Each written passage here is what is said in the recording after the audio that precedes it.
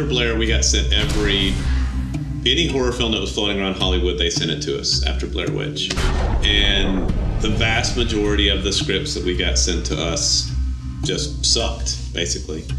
And after, years of reading pretty bad horror scripts, this one comes across the table, and it's a really, really great script. It's one of the best, tightest horror scripts I've ever read. So for me, it was all about the creative, the story, the script from the very beginning. Orlando's got completely top-notch crews. We haven't had any problems crewing the film up from here.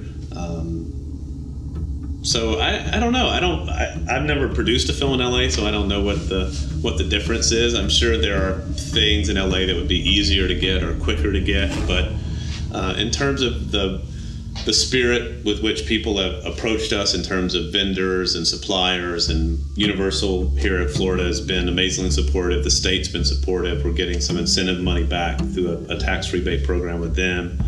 The crew's been very supportive. It's a low-budget film.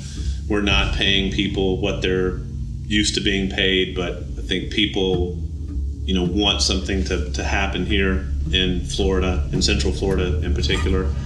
So I think people are coming to it with this kind of spirit of teamwork that you don't necessarily have with a lot of films. So in that sense, it's been really great. Plus, I've worked in the film industry here in Central Florida for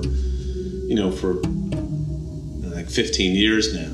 So a lot of these guys on the crew I know and I've worked with, and it's kind of nice to be in with a bunch of people who I know and trust and whose work I respect.